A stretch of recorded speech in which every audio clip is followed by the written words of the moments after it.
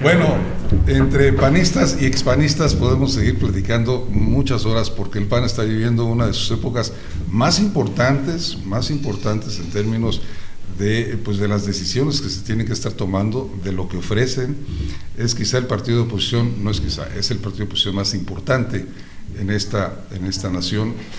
Hemos platicado aquí con varios, distintos de sus legisladores federales y locales, las iniciativas que presentan, la forma en que defienden los intereses del país, y ahora otra vez con la posibilidad o no de sumarse a quienes eran sus grandes adversarios, pero ahora en una causa común, y algunos dicen hasta salvar a México y salvar a Veracruz. Por ahí empezamos, querido Agustín Basilio de la Vega, qué gusto tenerte en Escopio Digital. Gracias, Luis, gracias por la invitación, qué oportunidad tan grande poder dialogar con los ciudadanos. De política. De política. Porque con Basilio podemos hablar de ciencia, de ingeniería, de filosofía, de muchas cosas, pero sí me interesa mucho tu aportación como persona, como político. Tú dirigiste el partido, tú lo conoces pues hasta sus entrañas, has estado pegado pues a su desarrollo desde chavo. Desde que mi primer voto fue por el PAN y mi último voto ha sido por el PAN, y yo creo que hasta que muera votaré por el PAN. Sea quien sea el candidato. Sí, porque aquí se trata de defender principios, de ser leal a valores, a cosas en las que tú crees y tratas, aunque seas imperfecto, de llevarlas a cabo en tu vida. Muy bien. ¿Cómo está el panorama para un panista tan recalcitrante, tan importante también en estos días, Veracruz? Yo creo que hay mucha esperanza. Me da la impresión de que el fenómeno que se ha suscitado con la presencia de Xóchitl Gálvez en la escena nacional ha venido a fortalecer mucho la competitividad de la sociedad, que quiere retornar al país a las instituciones, al respeto de la ley, a la lucha por la libertad incluso de pensar. No es posible, por ejemplo, que los gobiernos obliguen a sus trabajadores a ir a eventos político-partidistas. Entonces, en México lo que está en juego es que siga un camino de modernización en libertad, con una economía abierta, con las puertas también, vamos a decir redundantemente, abiertas hacia el mundo, en donde todos podamos decidir en qué trabajar y no que el gobierno te esté diciendo qué hacer, cuánto ganar, cuántos pares de zapatos tener, etcétera. Entonces yo creo que es un momento crucial, y Xóchitl Gálvez ha venido a contribuir fuertemente para despertar un gran interés en la cuestión pública y sobre todo la esperanza de que sí es posible derrotar. Yo creo que si viviera ahora Vargas Llosa, bueno, vive Vargas Llosa, pero si estuviera aquí cerca y pudiera dar una opinión y todo eso, diría, bueno, ahora tenemos una dictadura imperfecta, porque esto está peor que en los peores años que vivimos hace unos 3 o 4 décadas. Dicen, y más en estos últimos 3 días, Agustín, hay que relanzar a Xóchitl. No, mira, lo que pasa es que hay que saber leer los tiempos. En este momento, Xóchitl es coordinadora del Frente Amplio por México y al mismo tiempo es senadora. Y lo que menos debe de hacer es violar la ley electoral como lo están haciendo los adversarios. Lo que sí tenemos que hacer los ciudadanos es dar a conocer su biografía para que los que todavía no conocen a Xóchitl Gálvez sepan que es una mujer que creció en circunstancias adversas, que tuvo un padre que fue golpeador, que fue alcohólico. Ella tuvo con su mamá que vender gelatinas para darse la educación. Después logró entrar a la Universidad Nacional de México con muchas dificultades. Allí salió adelante. Ella misma reconoce que le costó mucho trabajo las matemáticas, pero salió como ingeniera en ese sentido, y me parece a mí que ella es un ejemplo para muchos jóvenes de que es posible salir adelante a pesar de las adversidades. Xóchitl después se volvió ingeniera y fue además premio nacional de mujer empresaria 2 veces en nuestro país. Ha tenido reconocimientos internacionales y el presidente Fox, sin conocerla, simplemente por ver lo importante que había sido su esfuerzo, su lucha, su superación, sus capacidades técnicas, la invitó al gabinete y por ello ella fue la directora general del programa de pueblos indígenas en tiempo de Fox. Y de ahí para el Real, Xóchitl ha sabido combinar su vida empresarial con un servicio público, que yo creo que es lo que debemos de pensar que podemos hacer todos, es decir, trabajar en lo tuyo, hacer tu vida como profesionista, como empresario, como campesino, pero poner tu granito de arena también en materia política para construir un mejor país. Pero yo me refiero a relanzar a Xóchitl en términos de también su discurso, pues, o sea, ¿no es tiempo de hacer propuestas entonces? No es tiempo. Ahorita estamos trabajando justamente en las propuestas, todos los partidos. Okay. Tenemos que registrar ante el Instituto Nacional Electoral las plataformas electorales de nuestros institutos políticos para tener derecho a participar en el proceso electoral.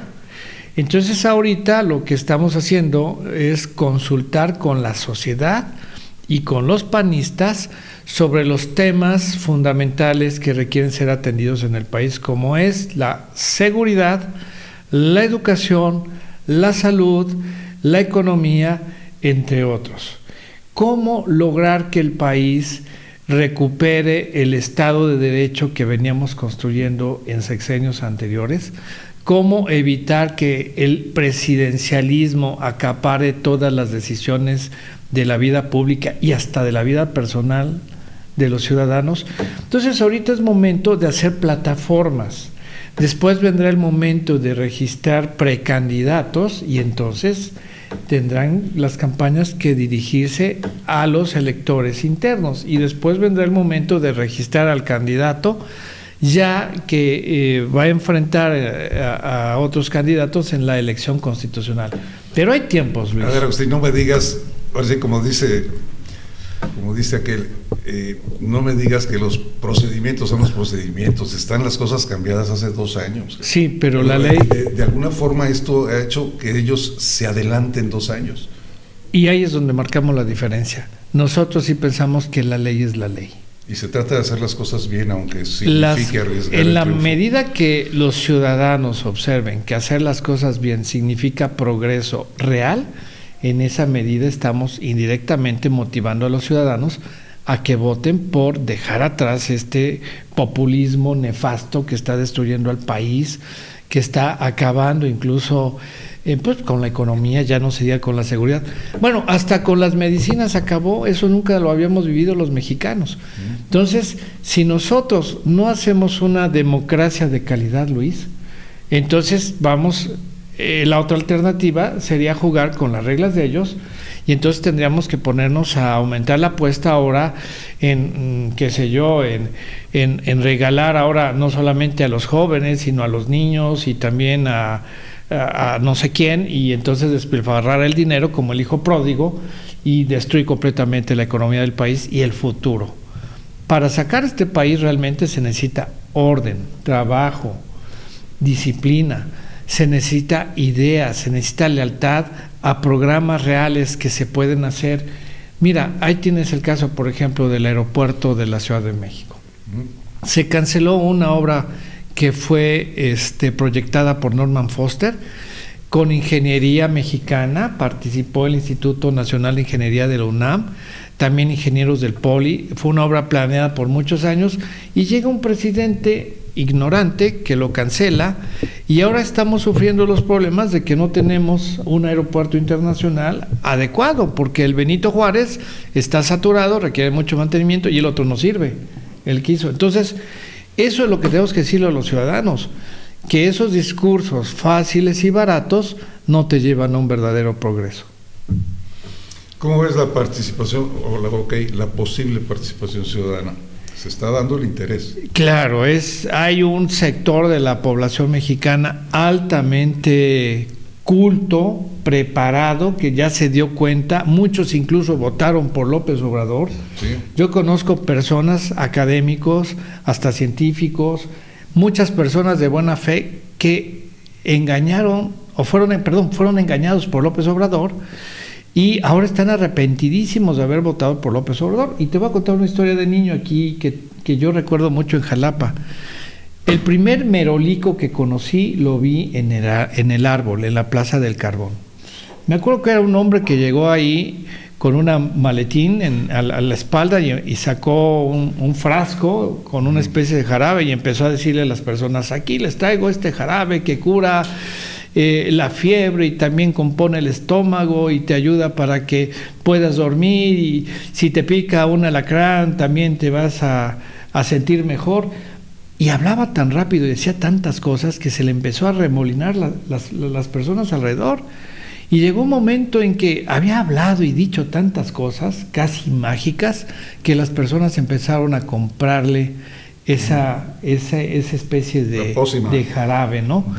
Y yo le dije: mamá, ¿qué está pasando? Y me dijo: es un merolico, hay que tener mucho cuidado de esas personas que hablan demasiado, que engañan y que dicen cosas muy sencillas, muy facilotas. Y ese es López Obrador, es un merolico que engañó incluso a científicos, académicos y desde luego a las personas de menos estudios. Por eso es necesario que nuestra democracia en México sea una democracia de calidad. Yo digo una democracia ilustrada en el sentido sencillo de la palabra. Que una ama de casa no pueda ser engañada por López Obrador, que una persona que trabaja en el mercado, que se gana con dificultad la vida, tampoco caiga en las mentiras de la 4T, que si te llega a tu casa, por muy humilde que sea, un panfleto de esos precandidatos morenos, no les creas, porque lo que dicen allí son mentiras como si fueran ellos merolicos. Y en esta reflexión y en estas propuestas pues que haces también, pues también hay que sacrificar. Mira, yo tengo, lo voy a decir en sentido figurado, tengo en tu casa una enciclopedia de 16 tomos sobre la historia del PAN. 15 y medio hablan de su pleito, no, de su guerra tampoco, de su lucha frente al gobierno priista y de su competencia frente a los priistas. Y ahora estamos buscando una alianza. Sí, Luis. Con los priistas. Sí, Luis, por supuesto. Y es que lo que se criticó en el pasado fue la falta de democracia. Lo que se criticó en el pasado del PRI fue el presidencialismo. Lo que se criticó del PRI fue la corrupción, el corporativismo. Pero ahora estamos peor. Ahora eso ha regresado revolucionado, corregido y aumentado. Entonces, lo importante, por eso vuelvo a lo que hablábamos al principio, es la lealtad a las ideas, a los principios. Si ahora los priistas, los panistas, los perredistas coincidimos en que es importante acotar el presidencialismo, pues entonces quiere decir que ha cambiado el PRI. Nosotros no, nosotros seguimos pensando en lo mismo. Si ahora decimos que hay que defender el INE, creo que estamos de acuerdo todos, porque entre todos construimos una organización ciudadana para poder regular y organizar elecciones. Entonces, si estamos nosotros poniendo el centro de la propuesta en ideas que tienen que ver con el libre mercado, que tienen que ver con el respeto a los derechos humanos, que tienen que ver con la libre expresión de las ideas, que tienen que ver con que en tu trabajo no te obliguen a ir a un mitin, pues yo creo que podemos tener coincidencias y en este caso tratar de hacer que el próximo gobierno no sea tan malo como el que tenemos ahora. Pero en el caso concretamente de Veracruz, ya dejándolo nacional porque está muy claro, en el caso de Veracruz todavía no hay claridad y la poca que había la vino a enturbiar un poco pues uno de los dirigentes, uno de los diputados locales que además es un consejero nacional diciendo todavía no hay decisión, dependería en todo caso de los consejeros estatales la posibilidad de la alianza en Veracruz. Bueno, todos los partidos para poder tener registro en este país tenemos estatutos y en los estatutos se marcan los procedimientos y los órganos de gobierno. Ahora, el que tenga que pasar un proceso por la militancia del PAN, pues eso es ineludible por mandato de los propios estatutos. Si no lo hacemos así, podría alguien inconformarse e incluso echar abajo todo un proceso. Entonces claro, tenemos que ser muy cuidadosos en respetar la Constitución, las leyes que de ahí emanan y por lo tanto también nuestros estatutos. Pero nos pusieron nerviosos y te voy a decir por qué. Porque nosotros creemos, sabemos y vemos que si hay alguna posibilidad de vencer en Veracruz a Morena, es a través de una alianza bien organizada, fortalecida, bien coordinada, bien representada, pero particularmente con el PAN y con el PRI. El PAN, que es el que más gobierna en términos de oposición, ¿sí? Y el PRI, que es el que más, pues, alaraca podría ser de todas formas en esto, ¿no? Correcto, Luis, y yo estoy de acuerdo contigo, y es el sentir de la sociedad. Por eso en el artículo que escribí en esta semana, comento que la mayoría de los veracruzanos, de los ciudadanos, incluso de los panistas con los que he platicado, consideran que es conveniente hacer la alianza y replicar algo parecido a lo que se hizo a nivel nacional.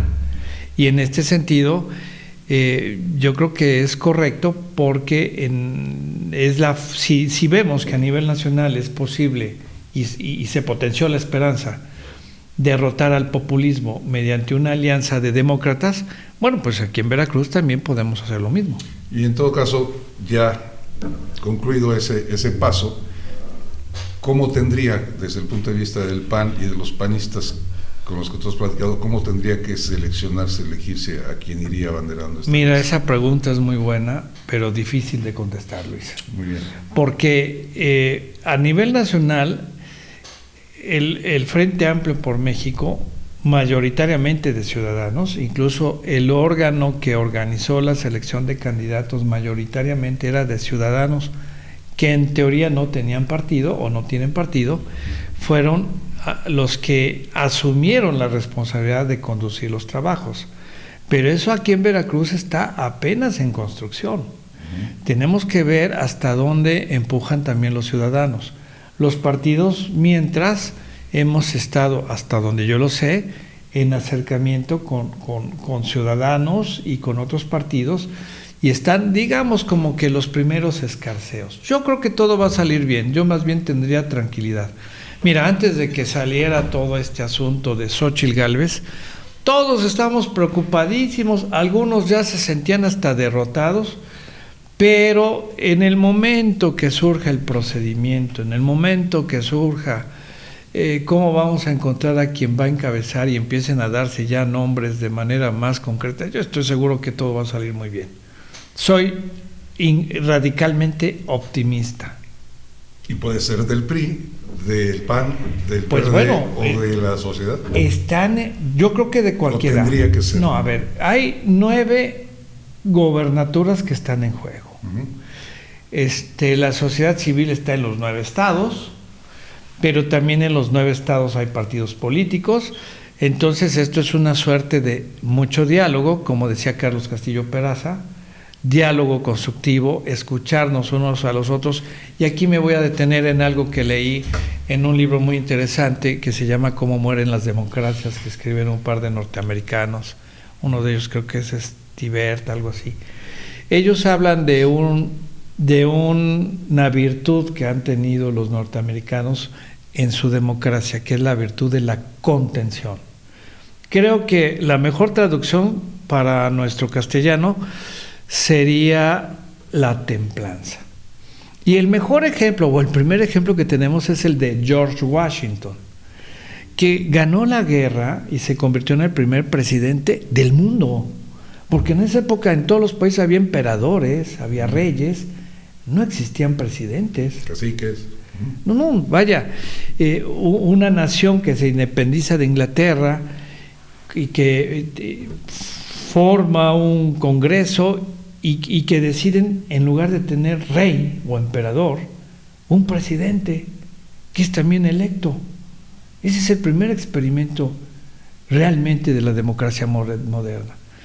Y George Washington pues aceptó casi por aclamación que él fuera el primer candidato y logró ganar el primer mandato, pero ya no quería ser presidente en el segundo. En cambio, aquí en México alguien que es gobernador y quiere seguir mandando, y tienes el ejemplo de Porfirio Díaz, tienes el ejemplo de Juárez, no hay continencia, no hay contención. Aquí mismo lo vemos a nivel local. Vemos quienes ya fueron gobernadores, tienen partido político anaranjado y quieren seguir decidiendo la vida de todo el mundo. ¿Y para cuándo? ¿Para cuándo van a decir, bueno, yo ya cumplí, yo ya hice lo que tenía que hacer? No hay continencia, no hay esa virtud de decir, ya cumplí y ahora que sigan otros. Bueno, Washington dijo, segundo mandato, no, y eso que no estaba prohibida ahí la reelección. Lo convencieron, le dijeron que estaba muy joven el país, que seguía siendo Inglaterra una amenaza. Bueno, a regañadientes aceptó un segundo mandato. Pero para que ya no le propusieran un tercer mandato, publicó en un periódico que de ninguna manera aceptaría un tercer mandato, y entonces ahí se cortó. Pero fue voluntad de él. Pero ahí la importancia otra vez de los medios. Y los medios, perdón, pero tomo el ejemplo, los medios cómo están participando, porque cómo han sido atacados, cómo están tratando de sobrevivir, cómo queremos los medios de información participar en estas cosas. ¿Y cómo lo ves tú en ese sentido? Bueno, yo lo veo, los americanos entendieron eso muy bien, el cuarto poder, o sea, los medios no están para ser serviles al Estado, eso es una deformación que es inaceptable. Los medios tienen que ayudar a construir el pensamiento crítico de la sociedad, a mostrar los hechos en los noticieros y a presentar también editoriales, si quieres algunas a favor, pero también otras en contra, de manera equilibrada. Los medios son para formar opinión pública, no para controlar, como lo hizo Goebbels en Alemania. Y aquí lo que estamos viendo con López Obrador es una campaña permanente de manipulación, todas las mañanas, 1, 2, más horas, de estar tratando de adoctrinar a todo mundo, de decir prácticamente el Estado soy yo, como lo dijo Luis XIV. Y el medio soy yo también. No, y todos los que no están conmigo están contra mí, son traidores a la patria, son conservadores, son no sé qué. Eso está muy mal, eso no es nada democrático. Yo creo que hay que aprender mucho de las democracias de otros países, de la democracia francesa también, de lo que tiene que ser la libertad de expresión. Entonces los medios tienen que estar al servicio de la sociedad, no del gobierno. Bueno, para acabar de configurar el panismo en Veracruz, y nada más porque es la última, pues ¿qué será? La última idea que no acabo de cubrir en esta plática contigo, que ha sido muy ilustrativa, y te agradezco la generosidad de tus respuestas y tus explicaciones. Acción Nacional, vamos, era un partido, desde mi punto de vista, lo voy a decir mal para decirlo rápido, de militantes disciplinados, convencidos, bien educados en términos de lo que tenían que entender y aportar y soportar en el partido finalmente. Pero Veracruz hubo fracturas importantes, hubo grupos, no llegaron al nivel de las tribus de otros, sí, pero se vive de repente esa idea de que hay grupos y eso causa problemas, claro, de proyectos futuros inmediatos como este. Ese es un problema de una identidad falsa. ¿Y por qué se dan estas rupturas? Principalmente por el factor humano. Porque no es que esté mal la propuesta democratizadora del PAN o libertaria del PAN. Los principios de doctrina que establecieron los fundadores Gómez Morín y compañía son vigentes aquí en cualquier país democrático. Es la democracia de centro, la misma que gobierna en Alemania. Pero el factor humano es el que falla. Fallan las personas, no fallan las ideas. Entonces, en esa lucha, lo que tenemos que buscar es tratar de que haya nuevamente lealtades a las ideas, no a las personas. Me voy porque ya se salió fulanito y tal. Oye, ¿qué es eso? Eso te lo admito en Morena, donde reciben ese típico partido cachatodo que no tiene ninguna identidad. Pero partidos serios como es el de Acción Nacional, yo creo que lo que tenemos que seguir haciendo es buscando a aquellos ciudadanos que quieran formar parte de este conjunto, por eso nos llamamos partidos, porque somos los que creemos en la dignidad humana que va antes que el Estado, y por eso nosotros decimos primero las estancias infantiles, porque lo que tenemos que ver allí es que la mujer trabajadora que no tiene dónde dejar a los hijos tenga quien le cuide a los hijos de manera profesional. ¿Por qué debe haber medicamentos? Porque consideramos que con una buena salud las personas pueden trabajar mejor, pero son lealtades que se deben tener a principios y a programas, de ahí la importancia de hacer las plataformas. Ahora, si es un partido caudillista en donde lo que importa es seguir a Pancho Villa o a López Obrador o como le quieras llamar, o Dante o como quieras llamar, pues bueno, estamos entonces ante lealtades pues a caudillos, a personas que son falibles. Entonces los principios no fallan, las personas sí fallan. ¿Qué hay que hacer en los partidos? En todos, en el PAN, en el PRI, en el PRD. Pues seguir educando a la militancia, seguir dándoles curso, seguir capacitando y que los partidos se conviertan en escuela de ciudadanos y de políticos responsables. Muy bien. Bueno, se los voy a platicar yo porque él no lo sabe, pero yo tuve oportunidad hace 20 años, poquitos más, cuando andaba de candidato este escritor Luis Espota, ¿te acuerdas? Hace 25 años ya, en Veracruz, para gobernador. No, Luis Pasos. Luis Pasos. Bueno, de volver a leer las propuestas de Nación. En ese tiempo eran 9 partidos con registro y los 9 buscaban a través de candidatos pues la gubernatura. Leímos nuevamente las propuestas de Nación, que es un documento que todos los partidos tienen que entregar pues al Instituto Electoral, llámese como se llama, en ese tiempo era el IFE, ahora es el INE, y definitivamente la propuesta de Nación del Partido Acción Nacional es absolutamente imperdible. Es un país muy interesante el que describe, muy deseable, muy deseado. Lo que no sé, Agustín, es si se ha actualizado. Sí, pero a ver, son 3 documentos los básicos que deben tener los partidos. Principios de doctrina, que es de los que hablas, programa mínimo de acción y estatutos. Propuesta de Nación se llamaba. Bueno, sí va tomando nombres diferentes, pero esencialmente es un programa mínimo de acción. Okay. Ahora, se han hecho 5 a lo largo de la historia del PAN. Los principios no han cambiado, porque la dignidad humana sigue siendo la base de todo el pensamiento panista, la construcción del bien común. Nosotros no decimos primero los ricos y luego los pobres o cosas por el estilo. Nosotros decimos bien común, primero todos, primero la persona humana. Es la diferencia con los populismos, ¿no? Bueno, los principios no cambian. Se van actualizando, se han actualizado en cuanto que hay un ayornamiento, porque las aplicaciones van cambiando también de acuerdo a cómo evoluciona la sociedad y la ciencia. Por ejemplo, en 1939 no se tenía que hablar de bioética, porque no existía ni DOLI siquiera, ni la clonación, ni nada de eso, ¿no? Cosas como esas. O por ejemplo, en 1965 no se hablaba mucho del medio ambiente, ahora ya tenemos que hablar de desarrollo sustentable.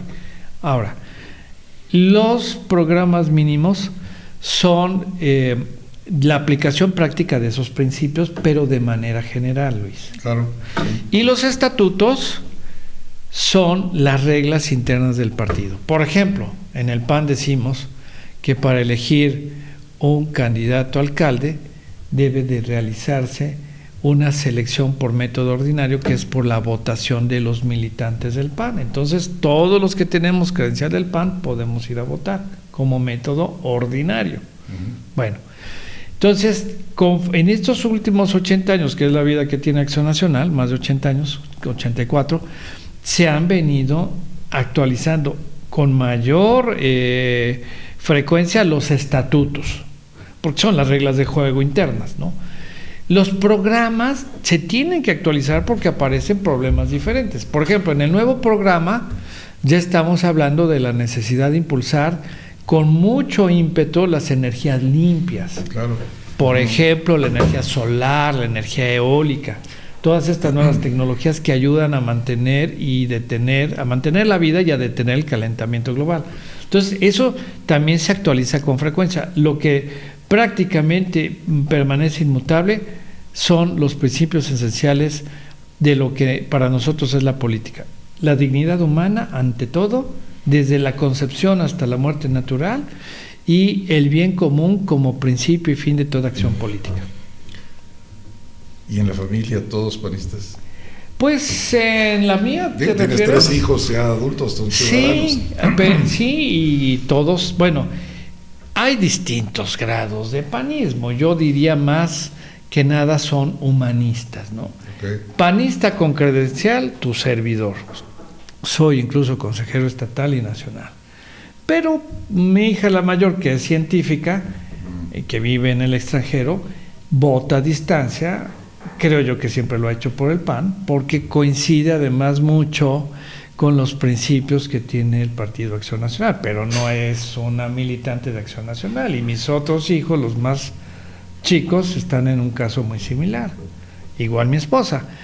Yo trato de evitar que haya corporativismo en la familia. Libertad, y no todos tienen... Y democracia.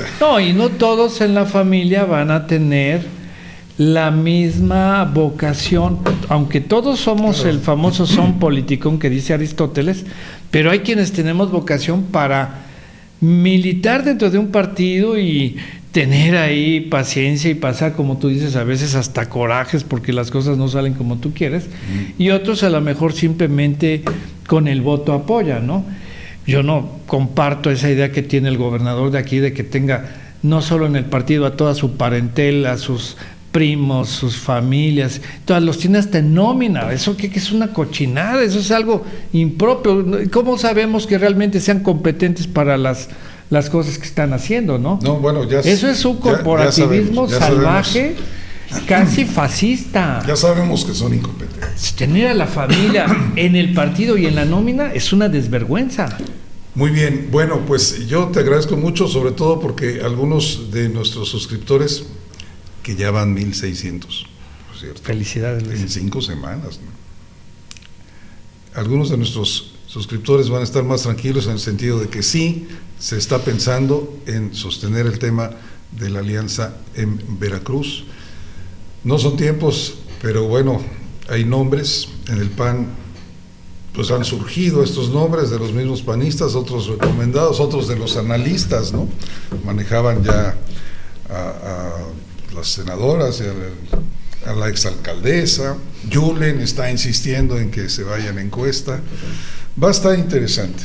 Mira, va a estar interesante sobre todo porque son 9 entidades, ¿no? Entonces también hay que entender y ser razonables. Por eso hablo de la contención. A ver, no puede ser que queramos tener candidatos en todos los estados, por favor. Tenemos que hacer una alianza en donde los ciudadanos primero sean los primeros en opinar.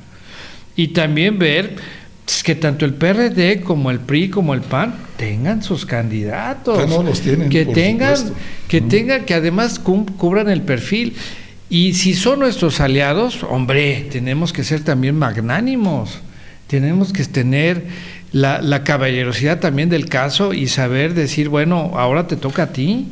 Yo creo que más aporta una alianza, una postura de diálogo y generosidad que de tratar de arrebatar todo. Y a ver, déjame terminar con una grosería. Una grosería pues, por estar platicando contigo, en una situación muy hipotética que tendría que resultar después de muchas reuniones, de muchas decisiones. Pepe Yunes es el candidato de la alianza, la estructura panista al 100% decidida a cuidar esos votos.